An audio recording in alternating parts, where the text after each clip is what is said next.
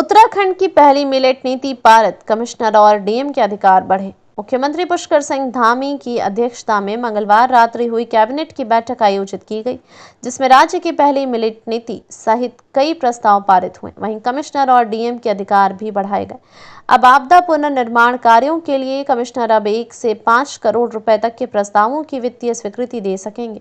आपदा की दृष्टि से बेहद संवेदनशील उत्तराखंड में आपदा से क्षतिग्रस्त योजनाओं के पुनर्निर्माण में अब तेजी आएगी। इसके लिए कमिश्नर और डीएम के वित्तीय अधिकार बढ़ा दिए गए हैं। मुख्यमंत्री पुष्कर सिंह धामी की अध्यक्षता में मंगलवार रात्रि हुई कैबिनेट की बैठक में इस प्रस्ताव को हरी झंडी दे दी गई है।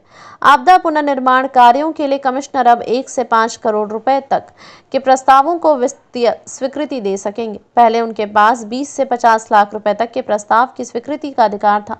इसके अलावा डीएम भी 1 करोड़ तक के कार्य स्वीकृति कर सकेंगे। पहले उनके पास 20 लाख तक के कार्यों को स्वीकृति देने का ही अधिकार था। सरकार की इस पहल से जिलों में आपदा से हुई क्षति के दृष्टिगत पुनर्निर्माण और कार्यों के लिए शासन के चक्कर काटने के झंझट से निजात मिलेगी।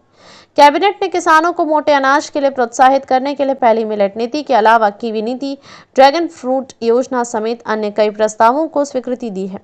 कैबिनेट की बैठक में 25 विषय रखे गए थे। देर रात कैबिनेट के निर्णयों की जानकारी देते हुए मुख्यमंत्री के सचिव शैलेश बगोली ने बताया कि आपदा पुनर्निर्माण कार्यों के दृष्टिगत वित्तीय व प्रशासनिक अधिकार बढ़ाने संबंधी प्रस्ताव को कैबिनेट ने मंजूरी दे दी है। उन्होंने कहा कि आपदा से क्षतिग्रस्त सार्वजनिक परिसंपत्तियों के पुनर्निर्माण के लिए कमिश्नर व डीएम के वित्तीय अधिकार की सीमा कम होने के कारण इसकी स्वीकृति कराने में समय लगने की संभावना रहती है। अब यह दिक्कत दूर हो गई है, साथ ही कार्य त्वरित गति से होंगे।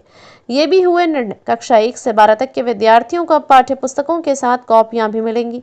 यूसीसी में वसीयत के लिए नियुक्त सब रजिस्ट्रार अब विवाह व तलाक के लिए भी रजिस्ट्रार अवश्य। कॉलोनियों में वेलफेयर सोसाइटी को तेजी से हस्तांतरित होंगे पार्क व सड़कें। पंतनगर में ग्रीनफील्ड एयरपोर्ट के विस्तार के लिए दी जाएगी 11 हेक्टेयर कृषि भूमि।